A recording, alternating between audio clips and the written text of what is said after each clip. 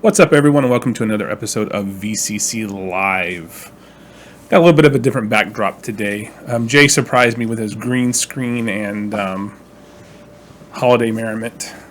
I got all anticsy on him. I very quickly photoshopped this tree with this background and did a green background. And anyway, it's not our Christmas episode. We're just in the holiday spirit because of Jay, and he's got a drink there, and I don't have a holiday spirit. I don't have a drink here, unfortunately, even though I wanted to.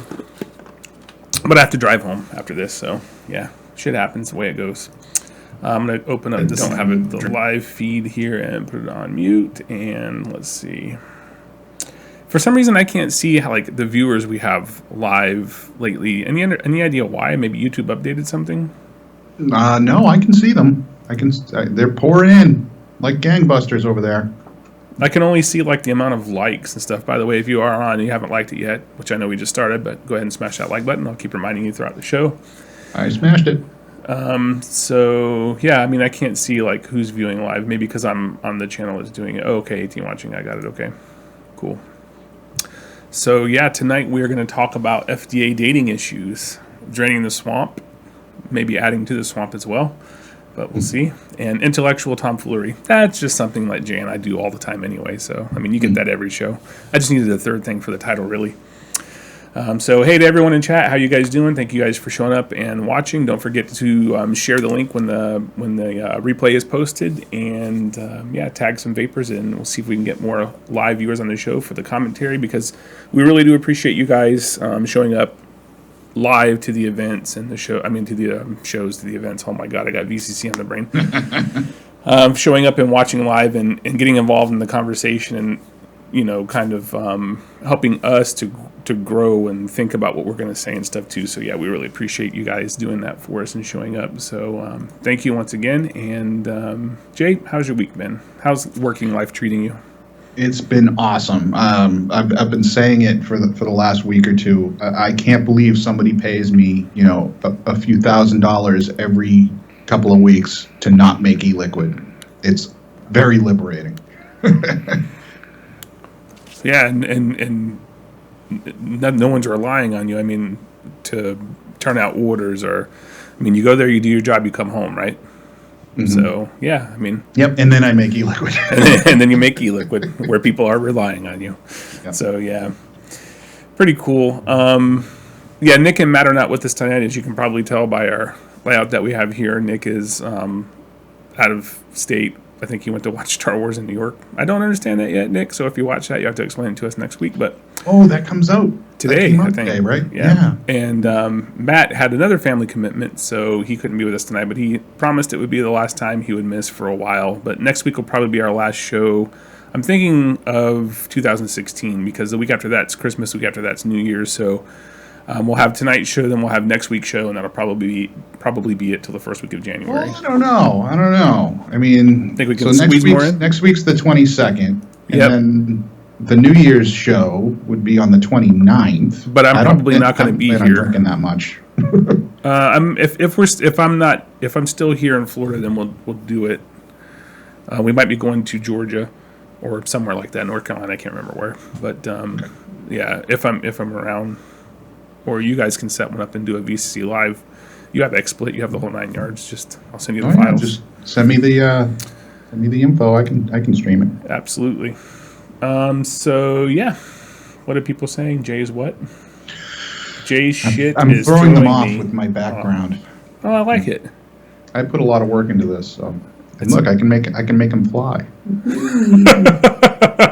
Jay, how much you've had to drink before we went live? Actually, this is my first one. Wow. I should have drank more.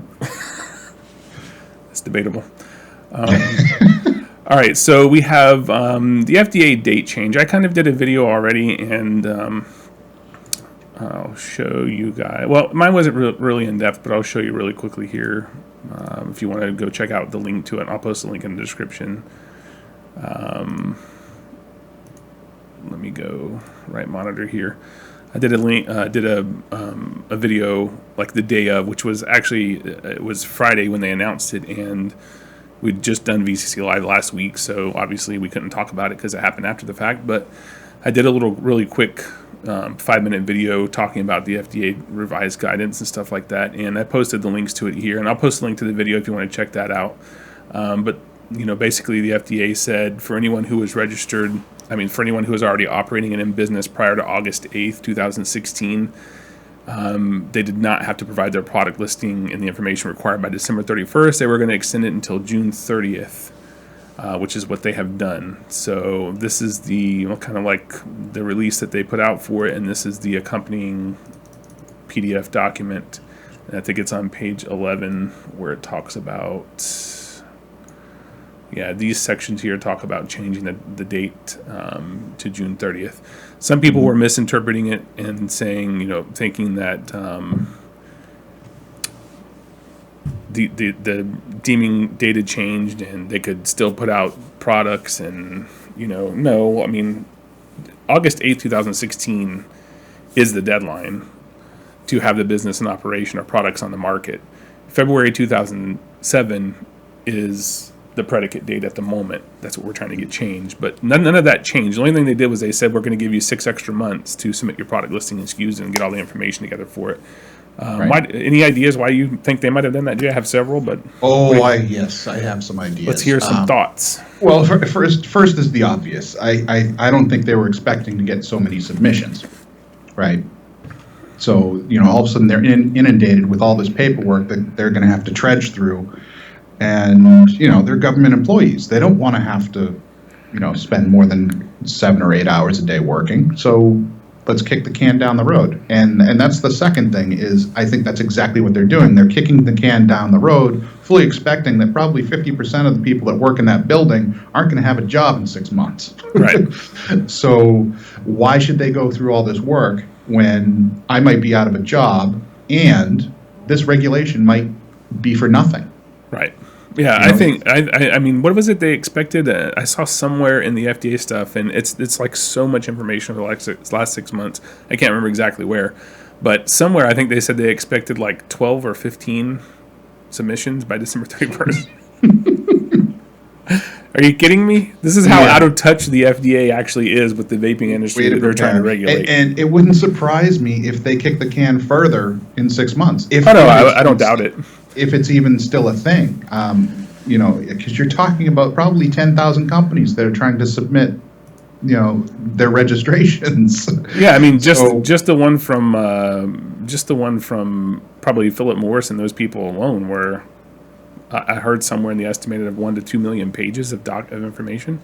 Just to register? Their product listing and SKUs and all the company. I don't know. That's what I heard, but that's probably not right. But that's not just for vapor products, though. I don't know. I don't know. I don't know either, but just the vaping industry businesses alone. Just me, little old me, Mr. Regional juice maker. I'm probably looking at 500 to 600 submissions. That's crazy. So, multiply that by like you said, 10,000. It's crazy. And there's a lot of companies, like you said, you're a small business, but there are a lot of medium and large size businesses that are going to have thousands of submissions. And yeah, it's crazy. I think that they severely and grossly underestimated the amount of work it was going to create for them. And they are also understaffed and underbudgeted to a company. That actually works in our favor as vapors, but on the downside of that, there are a lot of vaping industry businesses and e-liquid manufacturers stuff who were preparing for this for months and spent a lot of money to make sure that they were going to make it by the December 31st deadline and got everything in order and changed their labeling and did everything that they were going to do. And now it's like, we're gonna bump this 6 months. So all the hustle and all the money and effort that you put into getting it done by December 31st. Yeah. And again, I remember saying this when the FDA regulations came out. There was one line in it that probably got grossly overlooked, and it was basically we can change the rules anytime we want to. That was what the line from the FDA said, and that's what they're doing. They're causing even more havoc just by switching it down the road. I'm not going to complain about it because we need the extra time to get these regulations either repealed or overruled somehow, either through legislation or litigation or through the Trump administration. But it sucks how they're fucking with the industry. Yeah, I think that's kind of by design. But we've been kind of saying all along that this just goes to show what enforcement is going to look like. Right. You know, once all this stuff is nailed down, how hard are they going to be able to enforce this stuff? I mean, they'll go after the most egregious violators and try to make examples of people, but you know, the flashy side of the industry is already starting to wane. So, you know, they're not going to have very many big targets to go after. Oh, don't doubt yourself. If these don't second guess, whatever, you know, the phrase I'm looking for. If these regulations get repealed, the flashy side will be back on a heartbeat. Oh, if they get repealed, perhaps. Yeah. But I think a lot of the trendsetters have already moved on. Like, they're bored with it. They've made their money. You know, let's go. Yeah, but there's millions of other scooters, opportunists in this society, and once they see that the resistance has been removed, we'll be back to where we were probably. I don't know. I think you and I just kind of see how the industry changed. I think we both just see it a little bit differently. Yeah. I'm not saying. I mean, I think that there will be regulations put back in place by the new administration. I just think that they'll be much more reasonable. And then the time frame will be much more, you know, agreeable to the industry than what the FDA is currently trying to do. Right. So. And there are certainly, you know, reasonable regulations that I would be okay with, even as a libertarian. You know, full disclosure, you know, anti-fraud type of regulations are certainly fine. I'm actually fine with them keeping a master list of ingredients. You know, that way they can track, you know, as the years go by, if there are ever any problems, they can kind of trace it back to specific ingredients, that kind of thing. But above and beyond that, now they can go fuck themselves. Yeah, safety issues, no sales to minors, stuff like that. Very few things, but I mean, those are the few things that I would agree with regulation-wise. I don't think there should be a predicate date at all. I think innovation should be encouraged, and better products and better products and better products will keep coming out, and safety will improve just by the nature of the free market. So, yeah, I think all that's going to change, and I think the FDA is kind of getting an idea of what they've gotten themselves into, and that's why they're trying to delay and trying to stall. I don't think this was doing any favors. I don't think they were trying to do any favors to anyone in the vaping industry. I think they were trying to do themselves a favor, and like you said, maybe even prolong it until you know, they realize, they see the writing on the wall, and they're probably not going to be there 6 months from now. So it'll be someone else's headache to deal with. You know, that's what they're probably thinking. Mm-hmm. Cy Clowns asks if anybody's heard any updates about PA lately. No, they're still in the same situation. Whatever legislation they try to get passed to get that changed from 40% of wholesale to a cent per milliliter, or whatever it was, 7 cents or 5 cents per milliliter, failed. So yeah, I mean, businesses are going out of business and people are losing jobs, and it sucks. Mm-hmm. And which you know, another thing to kind of go along with the FDA regulations, if they do get repealed and things are put on hold, and there's a pattern of time or a period of time where we have to wait, guess what states are going to do? They're going to say, oh, the federal government repealed it, we're going to hammer you bitches now, hammer. So I expect to see, you know, good news on the federal front probably within the next 2 months or so, and probably starting about the same time, a lot more state legislation start popping up, city and county legislation popping up across the country. So yeah, we're looking at some stuff in Mass again. It's just the reality of the way that this is going to keep working until we get some solid federal legislation to delineate how things are going to work across the board. That's it. Mm-hmm. I actually got approached by somebody from, I think it was the Boston Herald. They wanted to do an interview regarding this good old Jason Lewis, once again, state senator here in Mass, wants to introduce the 21 plus bill again for all tobacco products, including vaping. Wow. So I'm just deciding whether or not I want to even bother putting any effort in, because last time it was just a shit show. We got through it, but you know, how many times are we going to have to fight that same goddamn bill? Every year until they get it passed, or every year. But none, you know, not there aren't many here. You know, whether in the consumer wing or in the industry wing, in the, you know, shops and manufacturers, they're just kind of they're just, you know, whatever at this point. You know, the scene has kind of died down quite a bit up here in Mass, so everybody's just moving on. Moving on or moving out of the state? Have you noticed any of that? Both. I know a lot of the cold fusion guys have moved out, but I think they're still technically based in Mass. But yeah, I mean, a lot of them. I mean, no, there's no reason right now to move out of Massachusetts unless just from strictly as a small business owner in general. It's tough to make ends meet in Massachusetts just because it's such an overly regulated state. Not even taking into account, something like vaping or tobacco products. But I think people are just, they see the writing on the wall. We kind of got big here in Massachusetts as far as vaping, like 2 years ago? Basically like right after VCC happened here, like everything just took off here. And now, everybody's kind of moving on to the next trend, whatever that is. Yeah. Oh, I was having this conversation with a local business owner the other day, TD Bowen from Moon Mountain. Stopped by and saw them at their office, and we were talking a little bit about, the path of least resistance, and that's what companies tend to take. Mm-hmm. So that's what people will take that every time. I'm going to start making shaving soap. I don't doubt that you could, but I probably wouldn't need it. I'm trying to go. No, but you will. Trying to go longer here. You will. Hey, everyone in chat. We know there's a lot more people that are talking right now.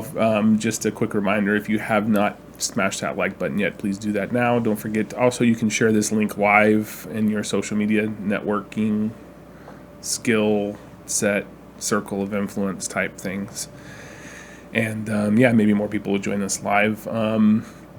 You guys have any questions? There's been a lot of talk this week. So, like I said, this came out the day after last week's VCCLive, the FDA date change. So it's been covered a lot probably elsewhere, but I think everyone's pretty clear on it. Probably everyone that's watching this is pretty clear on it. Any comments or questions from anyone?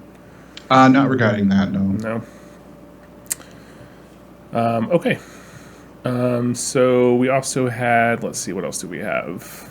I think everyone's probably seen this by now as well, but I'll just mention it really quickly here. Senator Johnson and Representative Duncan Hunter sent a letter to Vice President-elect Pence.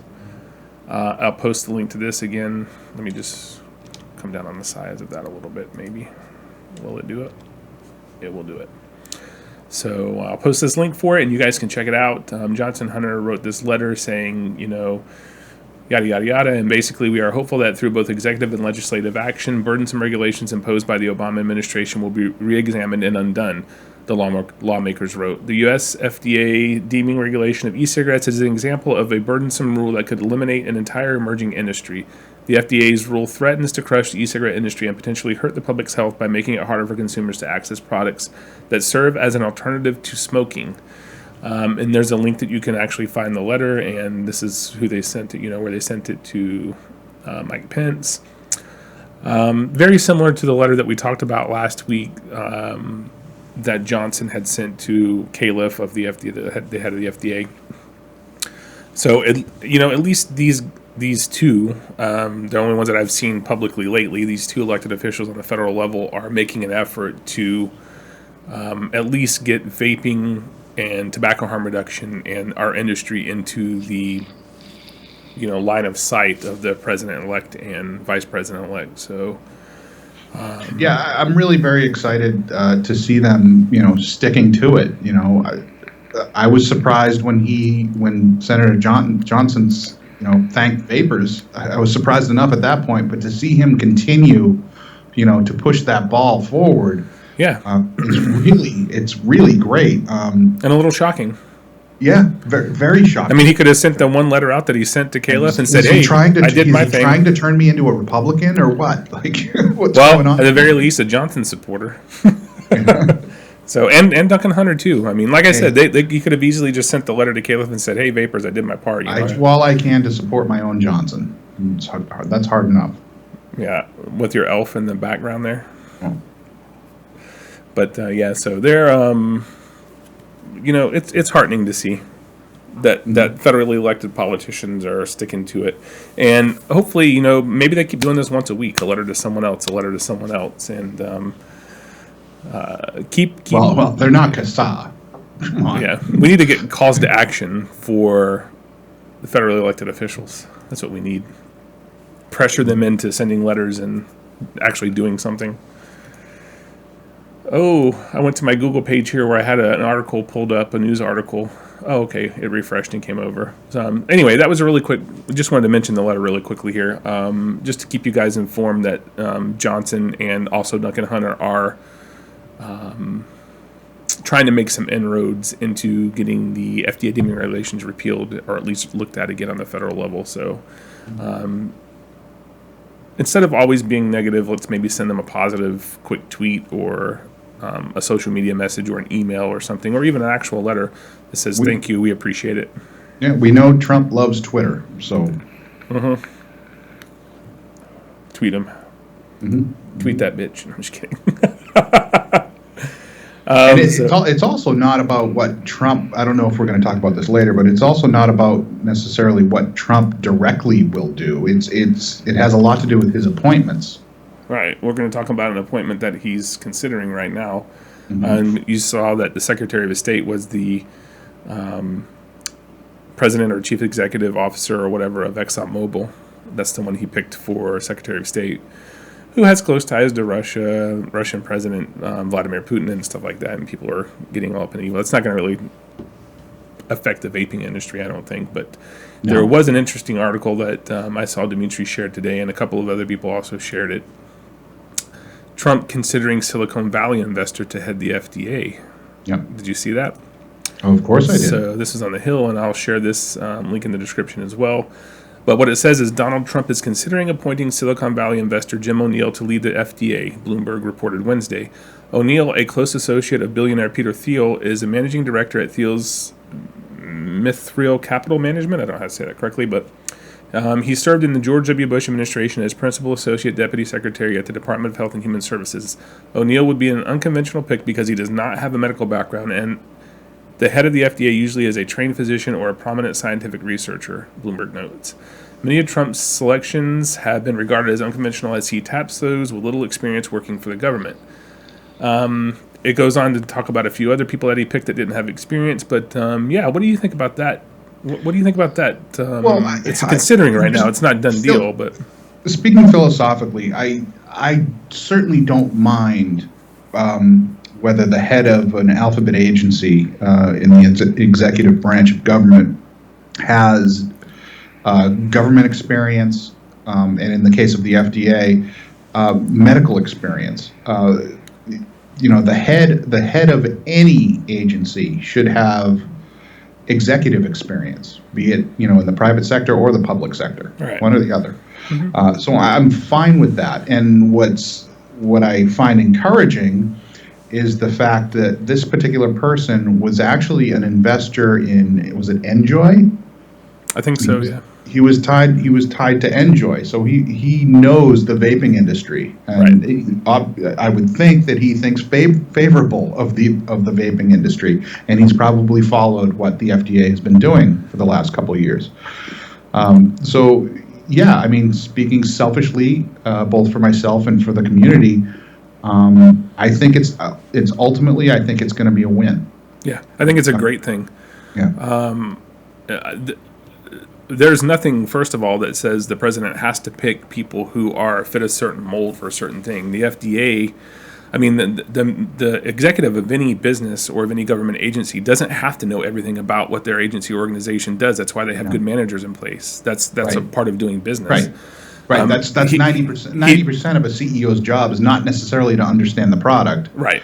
It's to lead those that do. Correct. And I think that if he has if he replaces some of the bullshit we have there now at the FDA, starting with Zeller and working his way down with some actual credible scientists and physicians, then if he can direct them to do some scientific research, pour me a glass, would you, and pass it right through. Wouldn't that be cool if we could pass it through the monitor?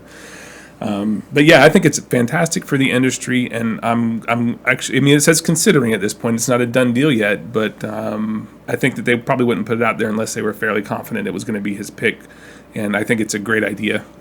Well, that's not necessarily true. I mean, I know, a lot of handlers will say, well, put a name out there and see how it polls, kind of thing. I don't necessarily think that Trump is that kind of person, but I don't either. You never know. Yeah. At this point. Yeah, but I think it's good for the well industry, though. I mean, I think it'd be a good thing not to have somebody who comes in with a bias, like the Surgeon General, for instance.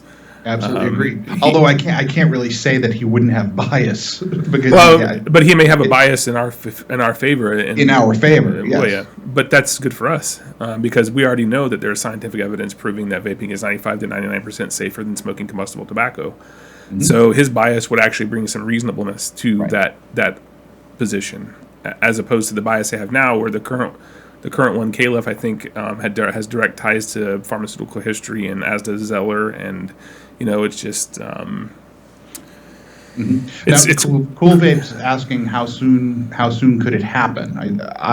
My understanding is it could happen as soon as the transition of power is complete. Yeah, it'll be a third week of January. But traditionally, I think there's usually at least a little bit of a transition period there.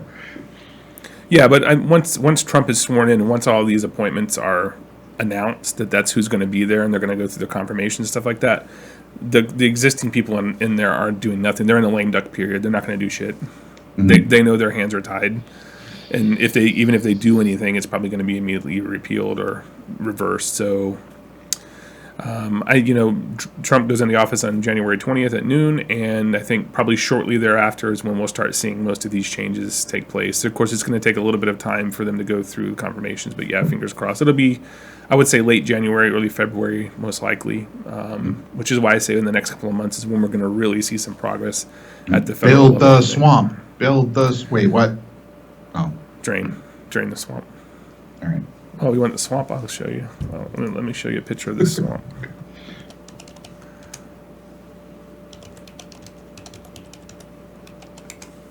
Georgie, this isn't your boss is broadcasting, not me.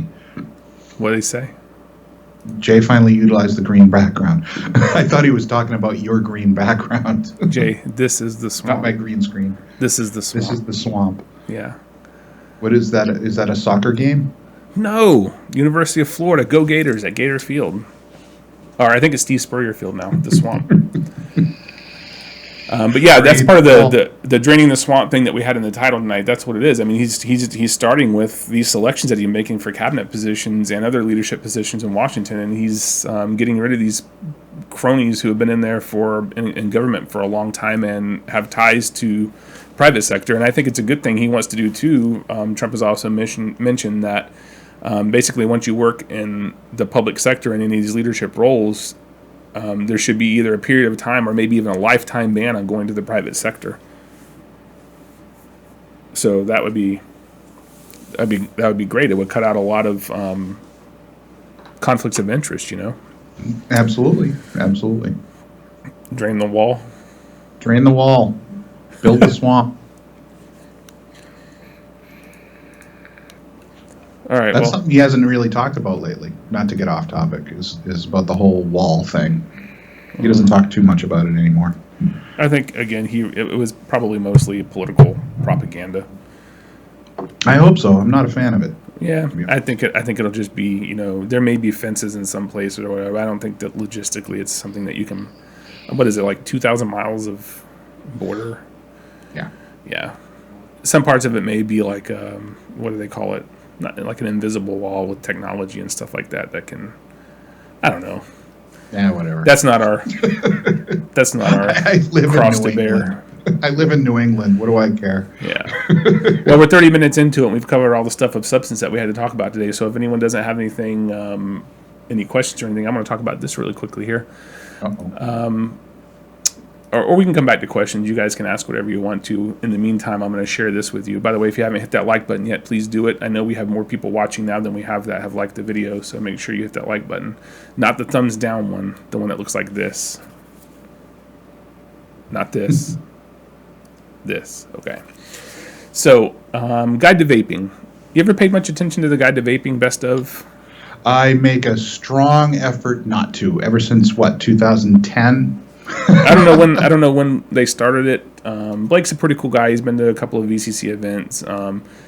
I never really asked anyone. So we've had votes over the last couple of years for VCC for best vape convention, and I never really. I figured it was probably just people saying, hey, go vote for us, and pushing their own agenda. That's exactly what it is. Probably what it is. So I figure if you can't beat them, why not join them? So VCC has actually made it into the third slot. I don't know where we were at the last couple of years. Actually, I don't even think I followed up to check on it. I'm not sure where we ended up. Maybe we were in the top 3 then too, but I never thought to post it, or it wasn't really something that was at the forefront. But I think we can do better than, like, when I posted it had 73 votes. I posted it yesterday on the VCC page. Now we're at 88, but we're in third place here, and I think we're better than 88 votes at the VCC event. So if you guys have the time or haven't voted yet, but what's crazy here is look how many skips. So how many people have skipped this question? 2,462. That's crazy. So anyway, yeah. I mean, I'm not saying I want to and you can take over any place. You can write in anything you want in any of these categories, can't you? Yeah, once they're already there, you just kind of pick the one that's already there. But if nothing's there, you can add it. But I mean, there are a ton. I mean, to be in the top 3 over all the events that there have been over the last year, look at all the different events that they have here. And yeah, we're in the top 3, but I think we can do a better showing than that amount of votes. So if you haven't been to the Guide to Vaping, I'll post a link in the video description. Actually, can I post a link here now? Maybe I can.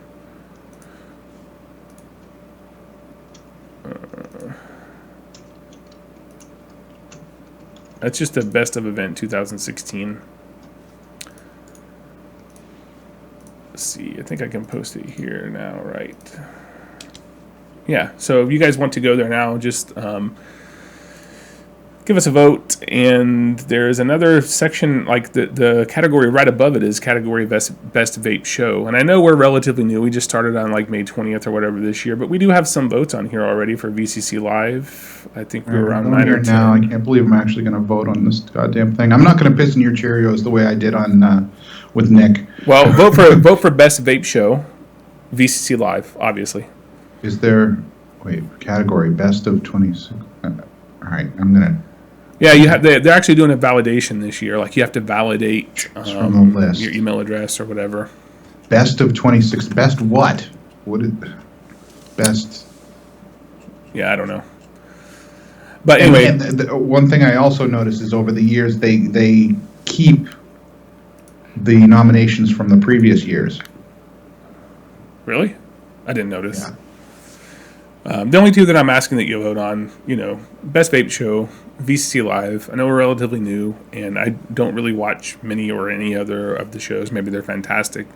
But I think we're a unique platform here, and we're the only ones who are focusing every week on primarily advocacy-related issues and getting information out on the vaping industry to the vapors and the vape shop owners who either watch live or watch the replays or listen to them on Smoke Free Radio when they get posted. So, yeah, I would appreciate that. And Game of Awesome too. Well, you can't only vote. Look at all these freaking categories. Are you kidding me? Yeah, there's a ton of categories. Best RTA, best RDTA. It's like down towards best YouTube channel that broadcasts on Tuesdays. Well, we don't qualify anymore. No. What the hell? Yeah, there's a lot. Best backwards hat. Put that as a write-in. Costello West. Why not? Best guy who used to wear a hat but doesn't anymore. Best Stanley the Viking impersonator.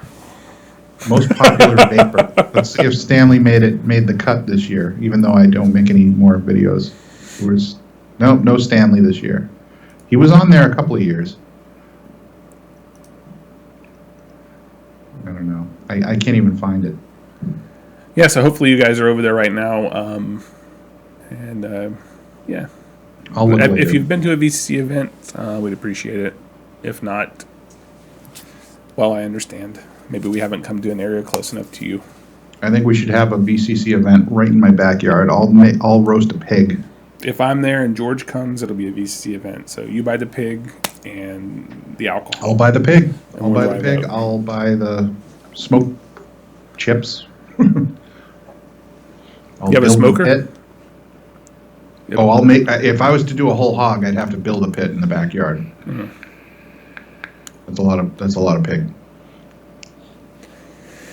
Well, that's all we had of substance to talk about, unless you can think of anything else you'd like to bring up. It'd be a really We did short want to show talk a this little week. bit about the snus deal. Oh, yeah, let's talk about that. I forgot. I'm glad you mentioned it. Swedish Match. Their application was denied. Yes, there's they have an actually two things. application Actually, we do have two other things. Sorry. Swedish Match. Tell us what you know about that, because I am not up on it.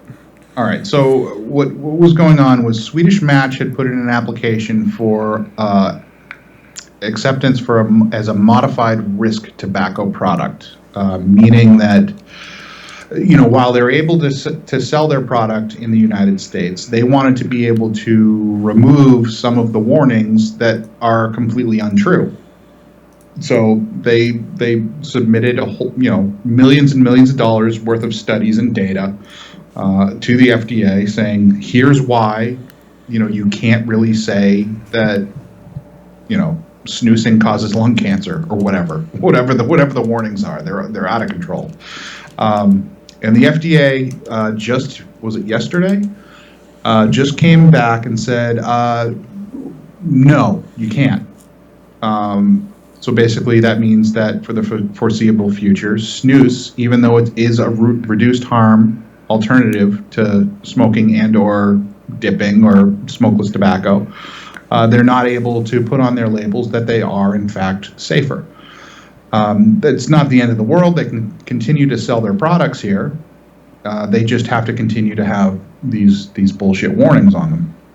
But what's encouraging, one of the encouraging things is the FDA actually kind of gave them a pathway to, augment their submission and say, if you do these things, then maybe we can actually give you the modified risk status.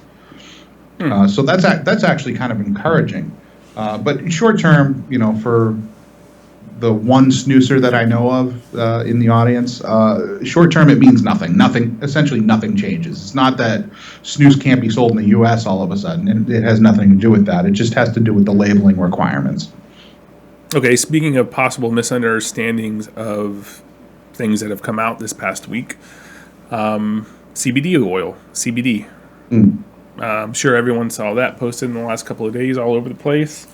Again, admittedly, I'm not going to tell you that I'm an expert on this. I can only tell you what I've seen, and from what I read, it looked like anything derived from marijuana would be a Schedule 1 drug. Is that correct? Right. But I guess the problem is, and the big issue is, the DEA was defunded for pursuing that. So they could say all day long what they want to say about it. They have no funds to enforce it. Is that correct as well? Is that what you've heard? I'm not so sure on that wing of it. My understanding is that to this point, the interpretation of the laws has been as CBD is legal in all 50 states as long as the CBD is derived from industrial hemp as opposed to, traditional cannabis. They basically just issued a clarification and said, nah. CBD derived from anything, essentially, is going to be a Schedule 1.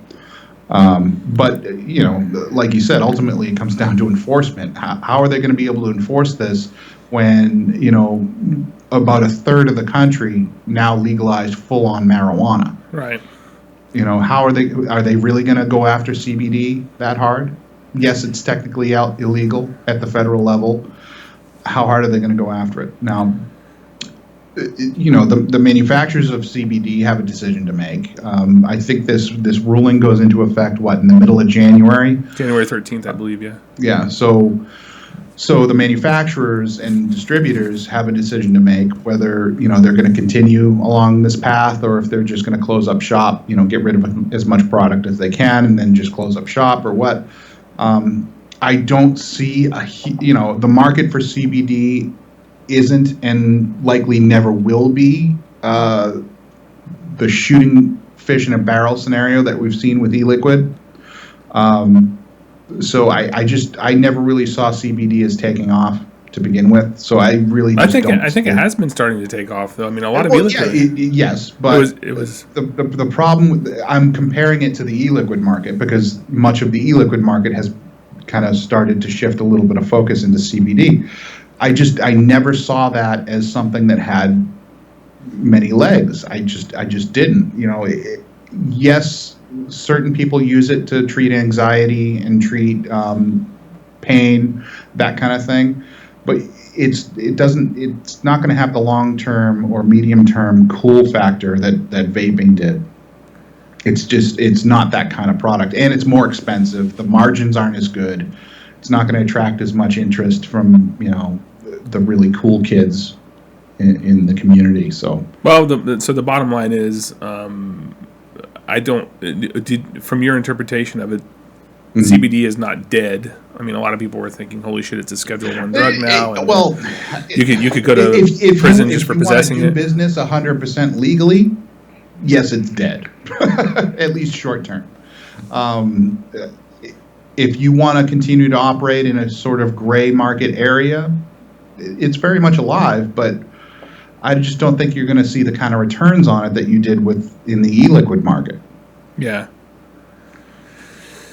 So it's a much slower moving product. It's not something that you can sell to the same person, every 2 or 3 days. This is something that somebody's going to buy maybe once a month. Right. Maybe, a 30 ml bottle they'll buy maybe once a month. No matter how much they use it. It's $60 a 30 ml on average. $60 for a 30 ml bottle. For a 30 ml bottle, depending on the concentration. It kind of varies wildly, but yeah, it's not the same type of deal as with e-liquid. Well, I know a lot of companies were spending a lot of time and money and getting new brands out there containing CBD. The Cold Fusion guys being one of them that you're talking about, because I've seen some of their stuff lately posted. But right, they'll get much quieter. Yeah. But you think that a lot of these companies are still going to be around, still doing their thing? They might. They very well might. I think it will get much quieter. It's never going to be, it's never going to be a party. You're never going to see a lot of, videos of people, going around with their flat brims and their neck beards, vaping huge clouds of CBD. It's not that kind of market. Yeah. Well, those were a couple of things, the Swedish Match thing. I mean, people, even myself, when I first saw the CBD thing, I was like, what? And I read it and I was like, what? And then I was like, oh, wait a minute. After doing some more research, it appears as though they don't even have the money to fund enforcement of it anyway. So you can say whatever you want to.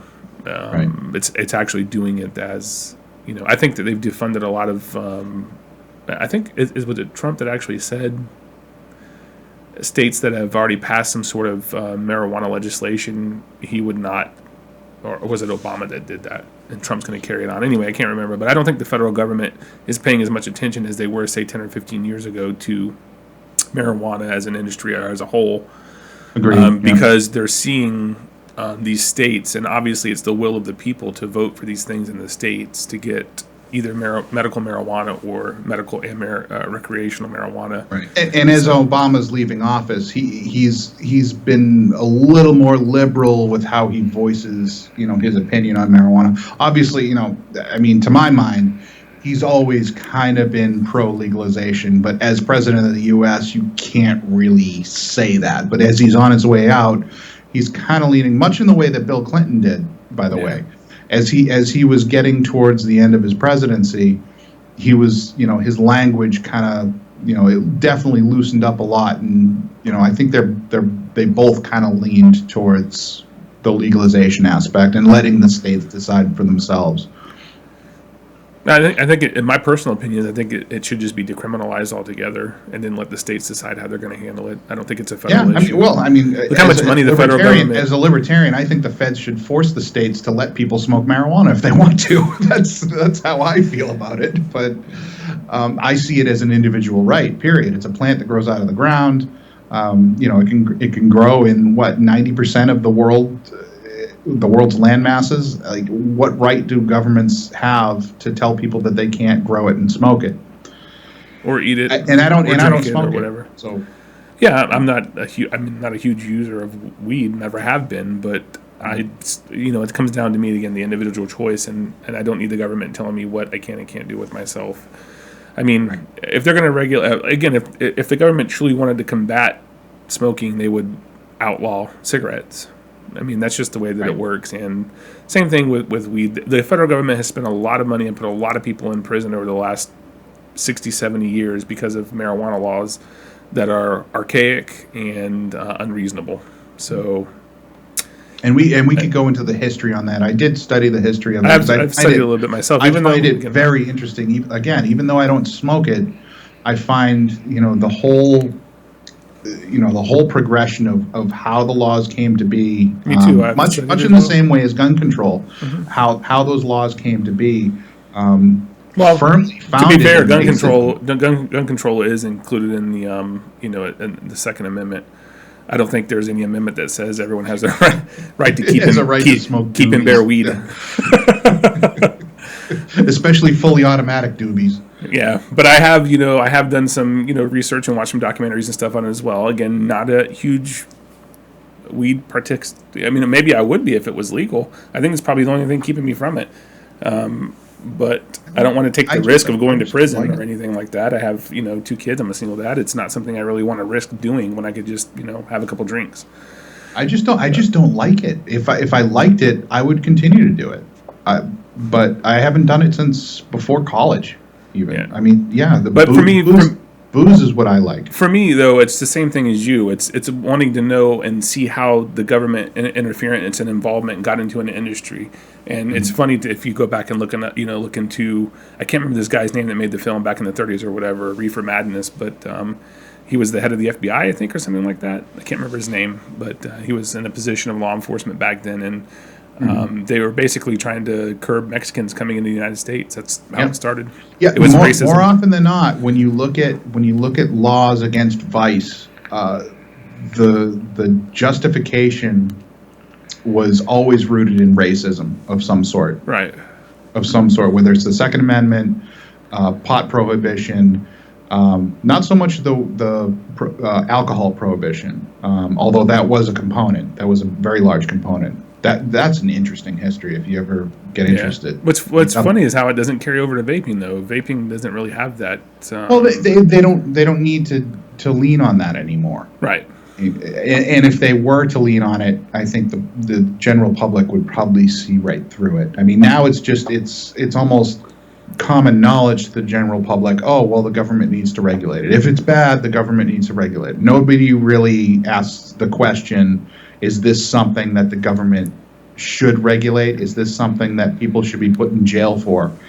They just think if it's bad, the government should regulate it. That's it. Take that, microphone. By and large, yeah. Take that. Son of a bitch. Kevin, can I pee you? I'm on Facebook. This is, yeah, absolutely. Nathan, go ahead. Or Jay, or both of us. Yep. And somebody mentioned that they were in Mass and they wanted to get involved in advocacy. Feel free to reach out to me on Facebook as well. There's not much organized going on in Massachusetts right now, but certainly we can disorganize something. Okay, so I'm sorry, Nathan, I wasn't reading these live because we were talking, but I'm going back through and I see your comment. Jay or Kevin, can I link some info about the upcoming Kansas e-liquid tax coming January 1st? Yeah, absolutely. We'll study it. Maybe we can talk about it some next week. Obviously, we can't do it live right now, but send it to both of us, or send it to me or Jay, and we'll put it in our closed chat that we have for the VCCLive folks. Hopefully, I think we'll probably have Nick and Matt back on next week, so it should be a full 4 of us.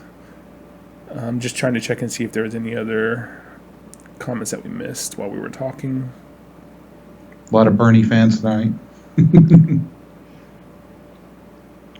Oh, Cool Vape is Dennis. Okay. Yes, like I said, disorganized.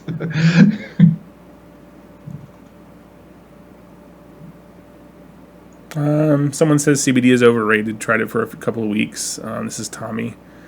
Helps you relax a little bit and helps with some joint pain. But that's the other thing about CBD that I didn't mention. Yes, it does work for its stated purpose. It's not a hallucinogenic. It's not, you don't smoke it or vape it and get high necessarily. I mean, I'm sure if you do enough of it, which I think somebody in the chat who shall remain nameless actually did. But it's not a cost-effective way of trying to get high. It's primarily meant for There's not general enough, there's not enough. relaxation and pain relief. And I can speak personally for the pain relief because I have bursitis in my right shoulder. And when I used it, and I only vaped it for maybe 10 minutes or so, and the pain in my shoulder was definitely lessened, if not completely gone. So it does work for its stated purpose, I think. Otherwise, I wouldn't have gotten involved with it. But it's not, it's not something that you just go out and show off to your friends. It's just, the intent of it is not. You're not going to get high from it anyway. There's not enough THC in it to do any. It's not enough psychoactive ingredients. But from what I've heard from people who have gotten, quote unquote, high from it, it's not a THC style high. It's more of like a, oh, this is doing something. Yeah, I think it's a placebo effect. I mean, if there's no psychoactives in it, it's not going to cause that. It's just a sugar pill. Take the sugar pill. This is acid. Same thing. You know what? You take 3 Benadryl instead of just 1, and you're going to feel something. I think for some people though, it really was help. I saw a lot of comments over the last couple of days from people saying, "Man, that really sucks. I use it for X, and it really helps me out." And even if it is only a psychological help to them, it is a help to them. And if it's not causing any harm, again, why the fuck does the government need to care? No, I tend to go a step further and say it does work for its stated purposes. I can absolutely see it relieving anxiety, and I know personally that it does relieve pain, and it does so without really any side effects that I could see. I mean, it's a little bitter tasting, but if that's your worst side effect. So what do? You mix it with e-liquid like you would nicotine? You just you mix it? No. The production batch that we did, it was created, as a standalone product. There are products out there that you can mix with e-liquid because they're at such a high concentration. I'm not sure how well or how bad they work, but the product that we released was either made to be taken sublingually, so under your tongue, right, a few drops kind of thing, or you can also vape it. And it's flavored, so it's not meant necessarily to be mixed with other e-liquids. It's meant as a standalone product. It's flavored if it's bitter, it's flavored like what? Well, the stuff that we made is flavored like key lime pie. So there has to be a flavoring agent mixed in with it. It's like making an e-liquid base. In that aspect, but the mixing procedure is completely different than e-liquid. It's much more time consuming. Gotcha. And like I said, the margins aren't there, the way that they are with e-liquid. So, from a small business standpoint, it wouldn't make much sense unless it did take off the way e-liquid did. And I don't see it as doing that. It's a benefit to people if they can get a hold of it and they think that they might want it, they might have a use for it, get a hold of it. But I don't see it as a long-term strategy unless something changes. Interesting stuff. Mm-hmm. So I'm going to take just the last second here to plug the VCCT17. Do it. We have vapingcc.com if anyone is interested, or if you know any vendors who might be interested in sponsoring or exhibiting at the event. Vapingcc.com is where you want to go for that. And we have some information here. They can click on the link, VCC exhibitor application, and we have other stuff here. And we have a cool video that we did. You can check that out. We did this past week and posted up. And also do I have Facebook open? I do not have Facebook open. If you go to Facebook and type in Vaping Convention Circuit, you'll find our Facebook page. Our reach is down this week. You see that? It's terrible. This young lady on Instagram found her. She has a lot of followers, and she did a picture for us that she shared on Instagram. Jess Masters92, Jess_Masters92. So that's pretty cool. It's gotten a lot of likes so far today, just in the past several hours. I don't know how many, but mainly she's pretty. She's pretty, but I don't like her hair. She's from the UK. She's somewhere in the UK. I don't remember exactly where, but yeah, just to get some attention for the event, get some more people talking about it, and vendors interested in stuff. And I posted about the thing. Oh, this is a cool picture I did for VC Liquids Pittsburgh. But anyway, you can also go to the events tab over here. But I think there's a shortcut here on this page. You can click on it and actually join the event page. you have to click going and like interested going. I don't know. Anyway, if you're interested in joining the event page to find out about when sponsors and vendors signed up, do that. Definitely share the link with anyone on your Facebook who you think might be interested in coming. I'm really hoping that we can get this mindset turned around, the negatives kind of go away, and maybe with like the date being changed on the submission deadline and things coming up in January with hopefully the regulations being repealed a little bit, or hopefully to some extent. We're not saying that that's going to happen, but that's kind of the way that it seems like the trend is going right now with Trump being anti-regulation and anti-Obama period regulations. And so let's start brainstorming about ways to get more smokers converted to vaping. Remember that? Yeah. Why don't we do that? Let's do that. We had Jonathan Thomas and get them to conventions. JT started a thing like a year and a half ago or so called Sponsor a Smoker, and we had them come to a couple of events, and he did a great job, but he got busy and we started working for Flawless and moved to California, and I'm not sure that's even a thing anymore, Sponsor a Smoker. But I mean, yeah, we've given out a ton of free starter kits and e-liquid at VCC events over the past 3 years for sure, but I think the focus needs to remain on that. I mean, if anyone out there has the time to contact JT and ask him if they can help him out with the Sponsor a Smoker thing, definitely check that out, because that's one of the whole purposes of doing the events, from our perspective. Nick Bissett is asking if there's going to be an entry fee to Tampa. No entry fee, no. We did that for Tennessee. But it wasn't even an entry fee. It was a sampling fee. We still didn't charge an entry fee, but we charged a sampling fee, and thought we would kind of make the whole process easier for everyone and not have individual vendors setting their own prices of what they thought the sampling fee should be and whether or not they were complying. We're not going to do that this time. We're just going to go back to nothing to get in. You just have to be over the age of 18. We check your ID, and the exhibitors themselves can handle however they want to handle the sampling process. Mm-hmm. So nope, absolutely free to get in for everyone over the age of 18. March 25th and 26th, 2017, at the Florida State Fairgrounds. VapingCC.com is where you'll find all the info. I'll put the link down there. I love the sound of fairgrounds. I love the sound of that.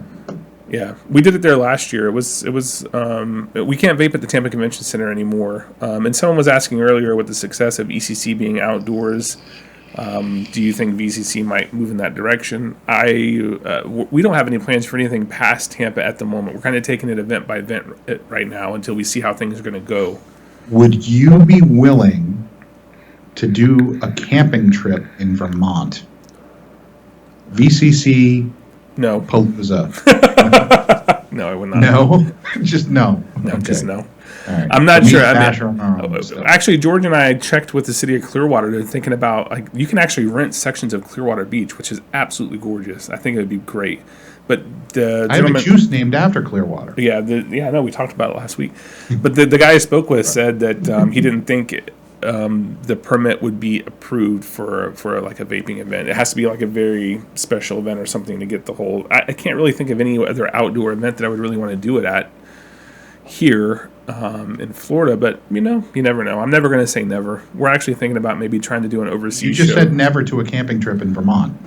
Well, a camping trip is not a convention or a event. It's a camping trip. Would I love to go camping with you in Vermont, Jay? Is that what you're asking me? Just come out and say it, dude. A weekend event with tents and bonfires and that kind of thing. That's what I mean. I mean, I would go with you. All right. We can roast our pig there and have our drinks.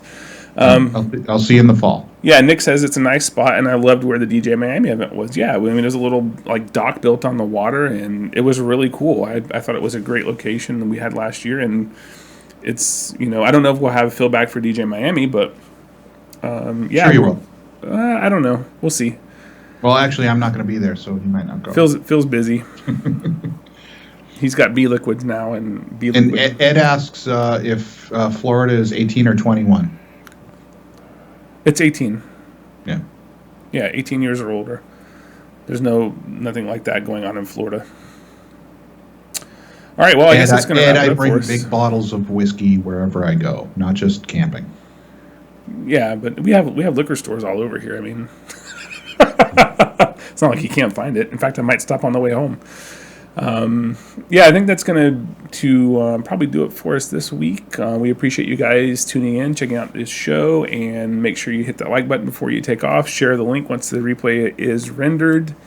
Jay, anything else you got before we take off?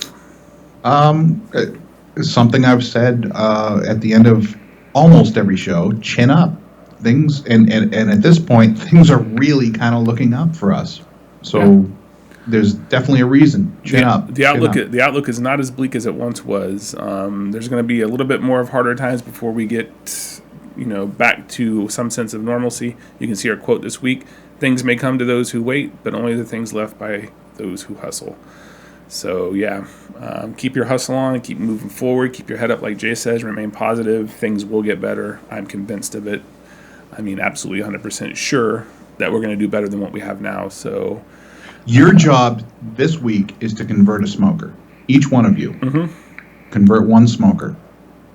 Either someone in your family or your friends, or just some random person you see on the sidewalk. I used to do that a lot more than I have lately. I see people smoking and I would walk up to them and tell them about vaping. I haven't done it as much lately, but you know what? I think I'm going to start doing that again. I'm going to get one person this week, or maybe even more. We'll see. Let's see. Next week in the comments to the chat, let's see how many of you guys got converted by the end of the next 6 days until next Thursday. Maybe take a selfie with them. You can post it on the VCCLive Facebook group. There you go. That's we'll have you on idea. the show. Yeah, we'll do a guest appearance with you. All right, appreciate you guys turning out. That's it for us. We'll see you back next week, Thursday at 8 o'clock. Hopefully we'll have Matt and Nick back with us as well then, and we'll have a whole bunch of new things to talk about. And if you guys have any suggestions or anything you want us to talk about, like the Nathan said about the Kansas thing, by all means, message Jay, message me. We'll get it out there. Remember, you don't have to do everything. You do have to do something. Get involved. And we wait. And it'll eventually play the outro.